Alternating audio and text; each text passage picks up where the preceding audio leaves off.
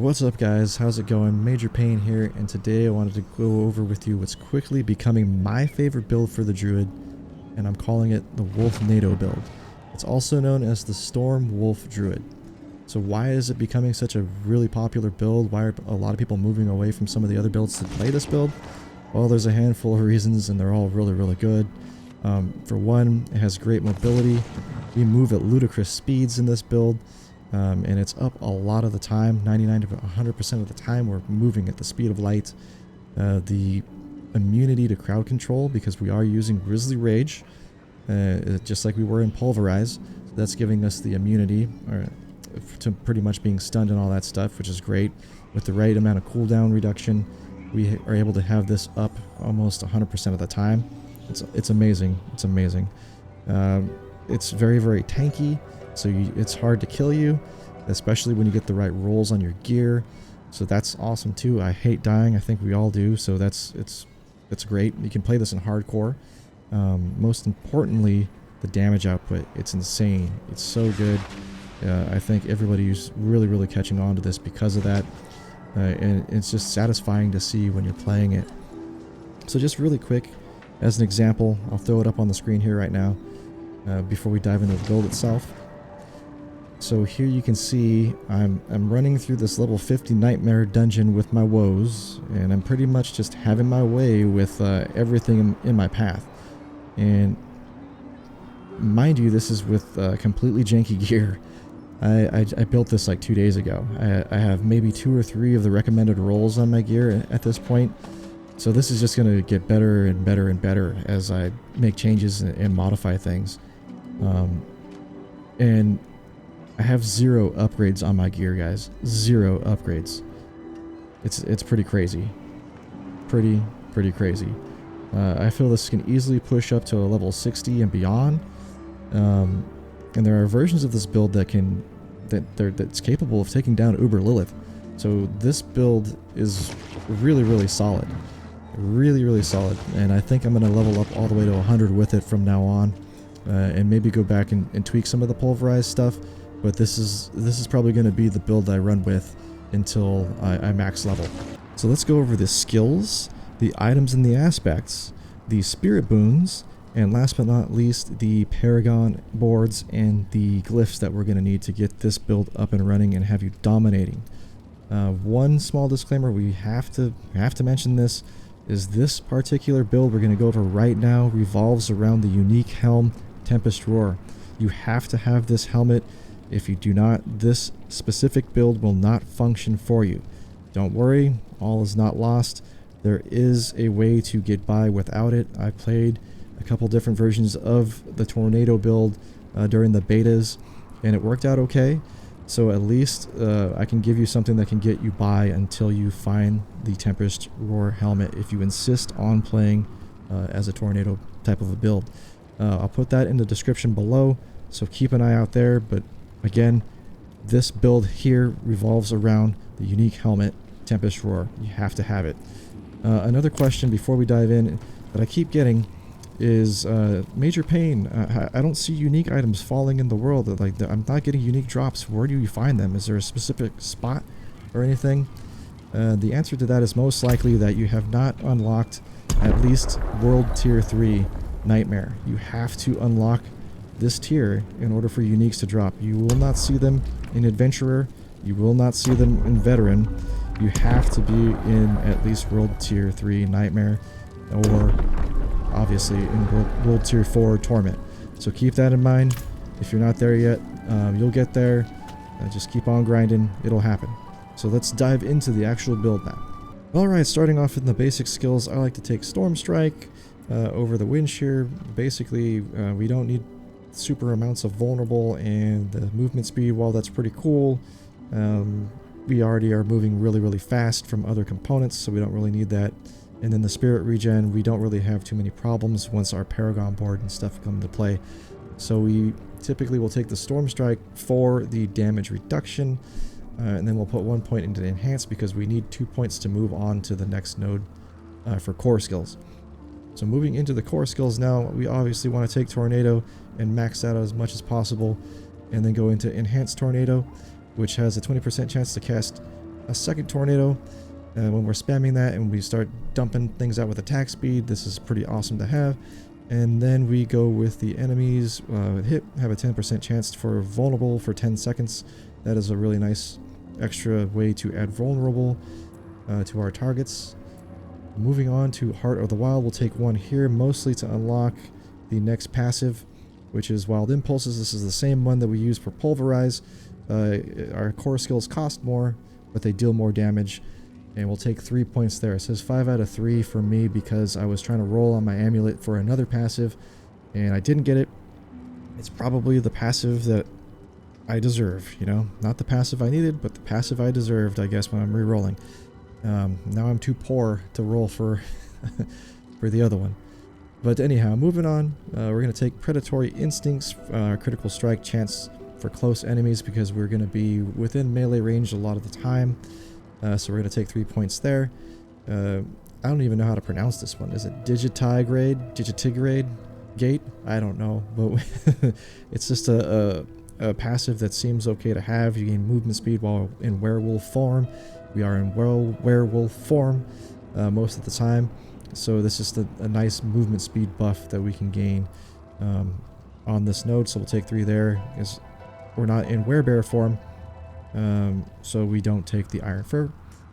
Moving into our defensive skills now. For the passive, we'll take Ancestral Fortitude, just 1 point there, mostly to unlock the next one in Vigilance. You gain 15% damage reduction for 6 seconds after using a defensive skill. We are constantly spamming our defensive skills, as you'll see in just a moment when we keep going through the list. We like to take Cyclone Armor here, mainly for the damage reduction.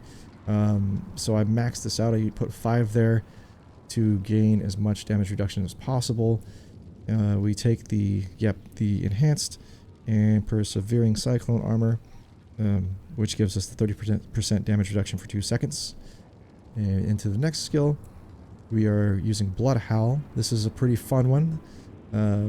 This will give us healing for 20% of our max life, which isn't the biggest deal. We mainly use it for, after taking the enhanced, here's the cooldown reduction on the enhanced.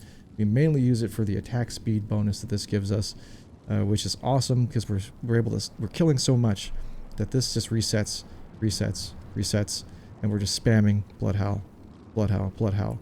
And then it triggers our Vigilance over here.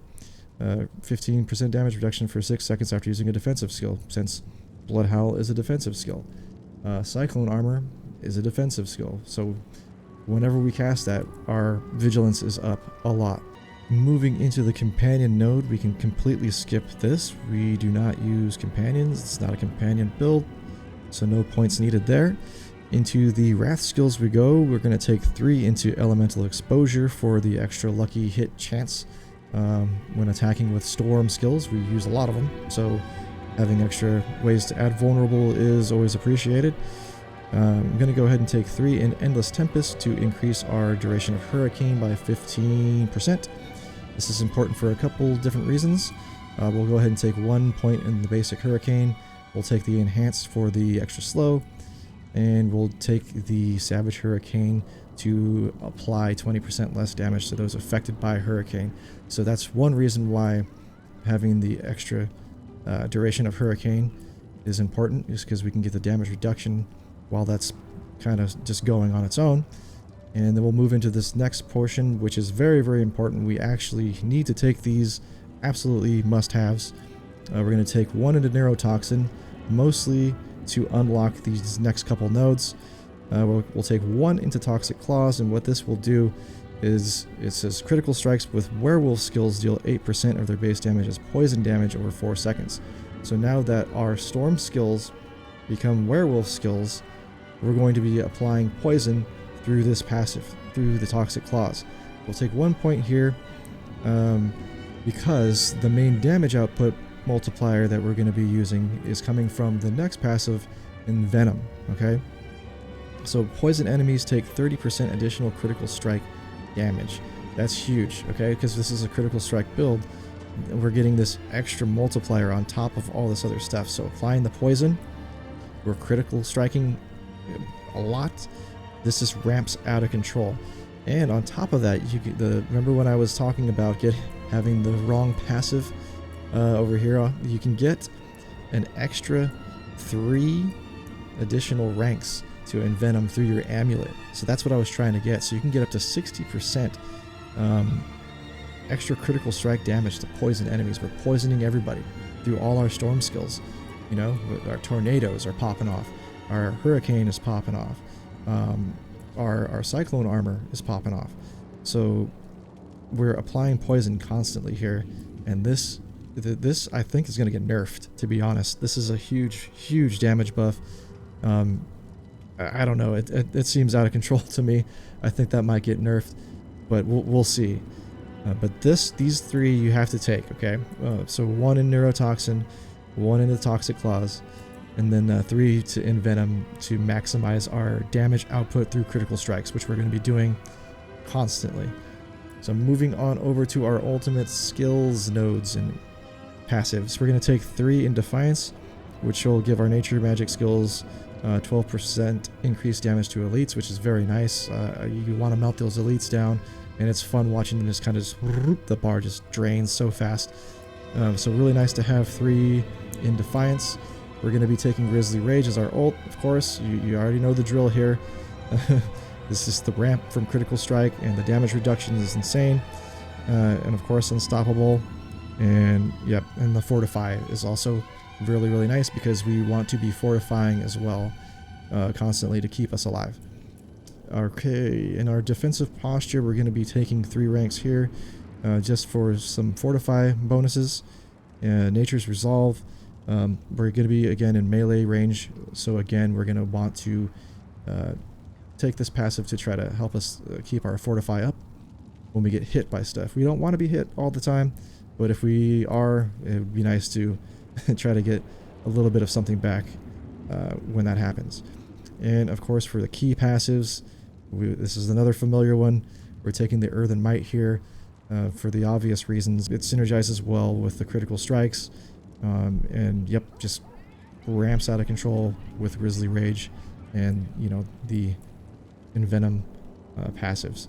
So that's it for the skills. Let's move on over into the items and aspects. So starting off with the helmet, again with the Tempest Roar, which is the main unique piece that we're going to need to make this whole build function properly.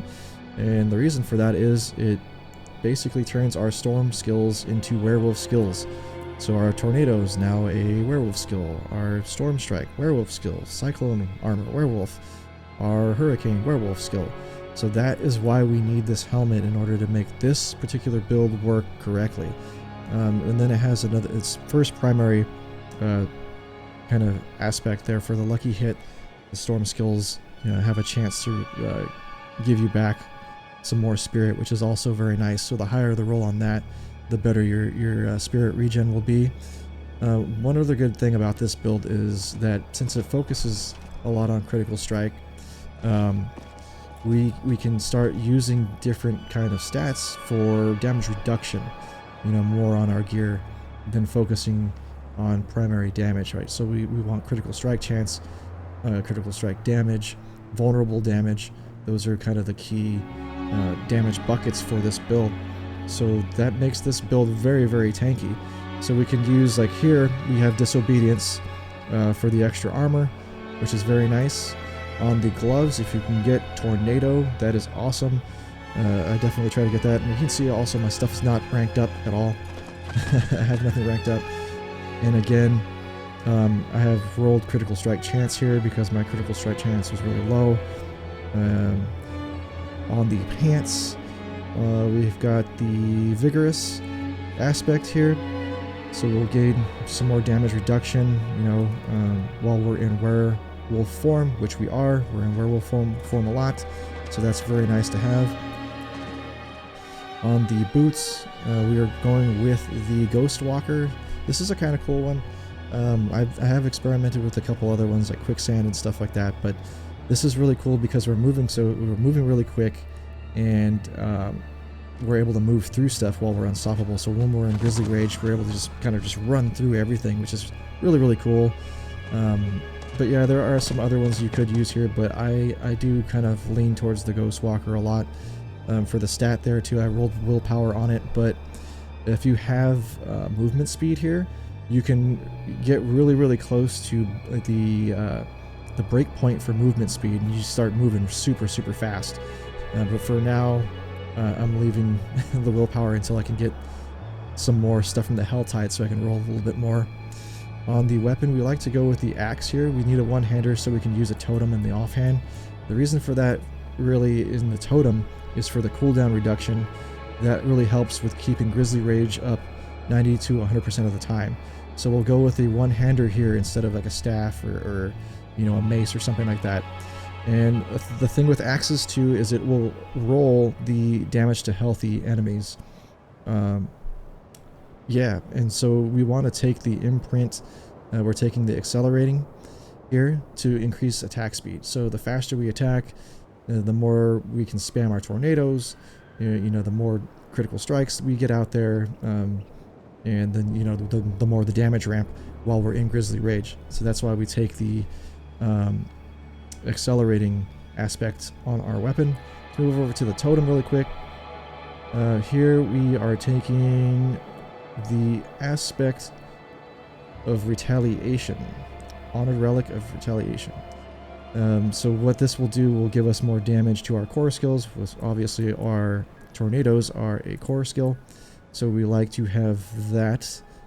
And it's also based off of our amount of fortify. We are trying to get fortify a lot here and keep that up as much as possible. On our rings, I'm taking the Storm Chaser for the tornado to actually become smarter. So what that does is it will now seek targets up to 3. This was nerfed pretty hardcore. I think it was up to 8 targets in beta. It was insane the amount of damage it was doing, so they nerfed this down quite a bit. But yeah, we'll do Storm Chasers on one of the rings. On the other one, we'll do the Rampaging Werebeast, which gives us, you know, up to 5 seconds increase of Grizzly Rage. Obviously, we want to have the longest duration of our Grizzly Rage as possible, because, you know, the damage ramp with critical strikes just keeps going up and up and up. And we're also going to be adding more time to our Grizzly Rage when we kill stuff. So this is a very good aspect to have. We definitely want to go with that. For our amulet, this is the one where I was trying to get the ranks to the Envenom passive, but it just didn't work out. I'm going to probably still try. I don't know, it gets really expensive, so maybe I'll just have to try to find another amulet. But on this one, we're going to go with the Dire Wolf aspect. So this is what actually will change us into, instead of a werebear, it will change us into a dire wolf when we hit our Grizzly Rage. So yeah, that's what gives us all the movement speed and damage reduction when we hit our Grizzly Rage. So those are the aspects that we're going to be using pretty much, and some of the stats that we're going to be using. I'll also have those probably built out in the builder description, so everything will be there, along with, you know, the gems we're going to use, sapphires and the emeralds, and of course the skulls and the sockets here for the rings and amulet. But that should about wrap it up for the aspects. Let's jump into the spirit boons. In the first row, we're going to take the wariness to take 10% reduced damage from elites. We're kind of in the thick of things, and elites are going to be right there up in front of us most of the time, so this is nice to have as a damage reduction. Damage reduction from anything is really good in this build. In the next row, we're going to take Avian Wrath to gain 30% critical strike damage. Now in this one, you could take the Talons as well. If your critical strike chance is really low, you might want to start with this until you build that up a little bit more, because you're not going to be doing damage if you can't proc the critical strikes to begin with. So if your critical strike is really low in the beginning and you don't have the rolls yet on your gear, on your amulets and etc., you might want to take this one first and then switch over to the damage once you have that built up a little bit more. But mine is okay. I think around the 25%, even to the 30%, if you can get that high, is pretty awesome. And then you can switch over to the damage. Moving into the next row, we're going to take Calamity to extend the duration of our ultimate skills by 25%. This one seems pretty obvious. The longer we're in Grizzly Rage, the longer we are critting and ramping our damage. so we'll take that. I'm spirit bonded again down here at the last one with Calm Before the Storm. So our nature magic skills have up to 10% chance to reduce the cooldown of our ultimate skills by 2%. We are also going to kind of stack lucky hit chance a little bit to hopefully proc this a lot more, but yeah, it's really helpful to with this and some cooldown reduction to keeping us in Grizzly Rage up to 100% of the time, or around like 95% of the time. We're also going to take Masochistic. Critical strikes with shape-shifting skills heal you for 3% of your maximum life. This helps us stay at the top and fortify us as well. So definitely take that. This is a pretty OP boon as well. I think this one might get nerfed, but I don't know. These are the last two of the boons, and we can move on to the Paragon boards and the Glyphs. So for the Paragon, I highly suggest checking out the builder that I have in the link and everything. We can run through it a little bit here, but for a kind of full up close and personal kind of look at what I'm trying to do with all the points, with all of them assigned, and with all of the boards that I'm planning on using, I would highly suggest using that. The reason being, I'd show you in game, but right now I kind of blew up the boards. I started tweaking things, started messing around with things. And this is like the most intact thing I have right now in the game. It's kind of a mess, kind of a nightmare, but we can run through it really quick and I can show you kind of what I'm thinking. For the starter board, right now I'm using Territorial, but this could be swapped out earlier in the build. If you want to bring Exploit online for a little bit of help with Vulnerable, that would be probably a good option to start off with here. And then when you unlock some other boards, to swap it into whichever one you feel comfortable with later on. For now and towards where I'm at, I kind of want to use this glyph here. Still subject to change. I'm still kind of learning the ins and outs of the Paragon boards, but this is where I have it for now. And moving up, I went into Lust for Carnage, and right now I'm using Undaunted, and this I think I might just boot and start using Werewolf. It kind of makes more sense to use Werewolf. So some of these nodes might change here, but if you're wanting to use Undaunted, this might work a little earlier on too for your Fortified. Later on, you might be bumped out of Fortified pretty often, so it might not make sense to have this. You might not be able to benefit fully from the increased damage with Fortified at like higher echelon, like Nightmare tiers, if you keep getting bumped out of Fortified. So I might just go with the Werewolf glyph here instead, or in another board as well, and kind of kicked Undaunted out. We shall see what will become of that pretty soon, especially as I edge myself more and more towards max level. Moving to the left over here, it kind of goes counterclockwise a little bit. I readjusted this quite a bit. This is what I was talking about when I said I blew up the boards. Before, I was kind of snaking all the way across the Heightened Malice board from here, going all the way across, unlocking, and then going and unlocking the Ancestral Guidance board, and then coming down and getting the legendary node here. But now that didn't really make much sense to me. Pathing is kind of funky when it made more sense to kind of come more around the other side and then unlock it. That's more of an end game thing. I'm going to lose out on that node for right now, but I think I'll be able to grind till 100 and then make up for it. You can potentially start this off earlier if you wanted to path to it earlier just to get that node, but in the end, I think this makes sense to kind of go counterclockwise and then pick it up. This is for end game anyways, so this looks like it's probably going to be the best option. If I'm wrong, let me know. I'm still getting used to the Paragon boards and where to put things. I mean, maybe you should start that as a second board, or maybe not, I don't know. But for right now, this makes sense to me. I think you can also switch the Thunderstruck board with the Constricting Tendrils board. Just kind of swap these. Essentially, they'll look the same. They'll just be like mirrored the other way, right? Just flipped. But you can still run it that way. But still getting past the Lust for Carnage second board here. I was taking, the Wild's Call node for some attack speed, and I went up here for some the rare node for Ferocity to pick up the Werewolf skill damage. unlocking the next Paragon board with constricting tendrils. I thought this devastation node was pretty interesting. I got to do a little bit of a deeper dive into some of the other boards a little bit more, but this looks pretty cool because of the damage to elites. We already kind of melt them, but with this, I think it'll just destroy them, absolutely destroy them.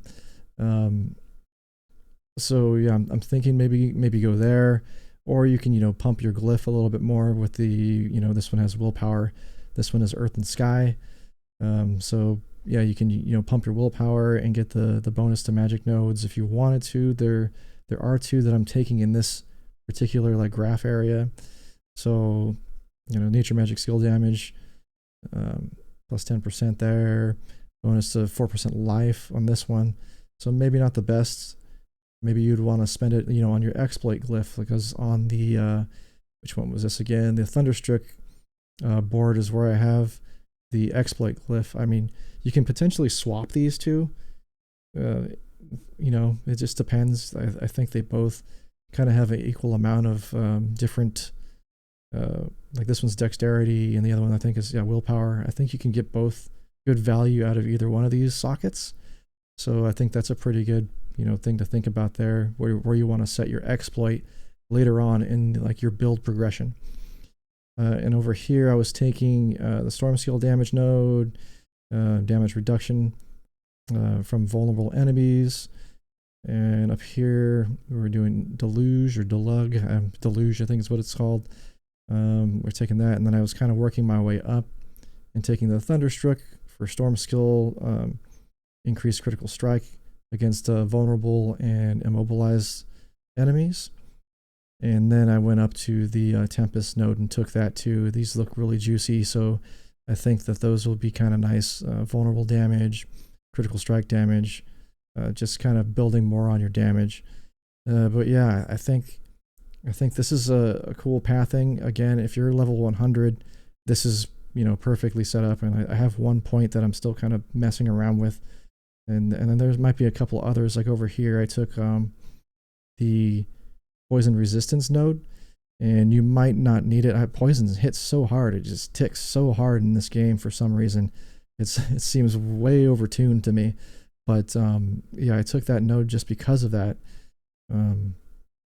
What's over here? I guess, yeah, Spirit on Kill. Definitely would like to use that a little bit. I don't really have too much trouble right now with my Spirit regeneration, but the Spirit on Kill, you might want to take, the extra 2 nodes and you take points from somewhere else, maybe the elites, if you were having trouble early on with your Spirit regeneration still. But yeah, check out the builder for this Paragon list. Let me know if you have any suggestions. I'm totally open to them. As I said, I'm still learning the ins and outs of the Paragon boards and whatnot, and yeah, it's been fun kind of digging into these things a little bit deeper, and I can't wait to get to level 100 so that I can have full access to like everything that I've got here. So I got some grinding out to do.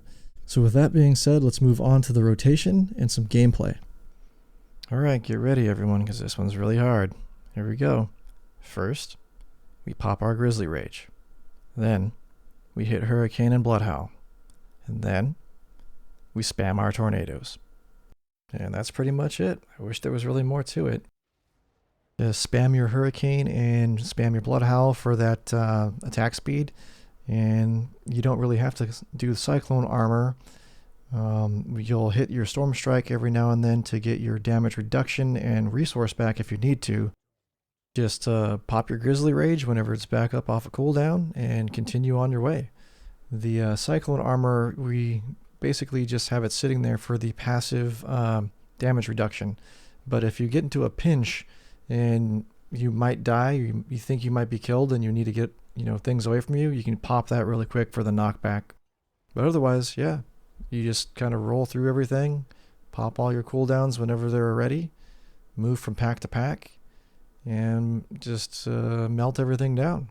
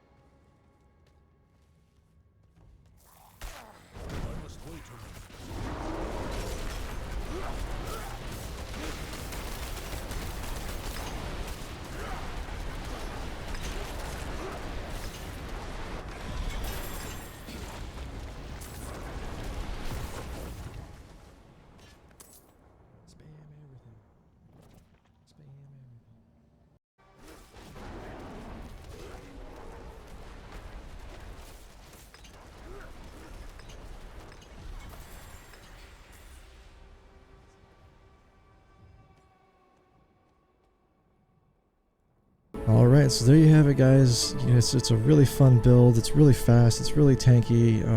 You move around super quick. You can get through things pretty fast. My build can be a lot better. I don't have a lot of cooldown reduction yet. I mean, I haven't upgraded any of my gear, so there's that as well. But getting closer to 95% uptime on Grizzly Rage is going to be key, and that's what I'm going to be working for next. And I'm probably going to be using this as my main farming build moving forward, and even for pushing and even fighting Uber Lilith. So stay tuned for that. I hope you guys really enjoyed the build. If you did, please give me a like. Please hit that subscribe button. Throw down a comment too. What's your favorite build with the Druid so far? There's so many right now, and a lot of them seem really good and strong. But what do you guys think? What do you guys think of this build? Is this something that you guys want to do? Do you feel like in the season coming up, this is going to make a difference? Let me know in the comments below any, kind of tips that you guys may have as well for improving this build. Let me know as well. I'm all for it. But thanks for watching, guys. I hope to, create some more content for you, some build guides, etc. I want to hit 100 on my Druid, maybe start a Barb. Definitely want to do a Rogue, so stay tuned for that. And again, thanks for watching. See you next time. Peace.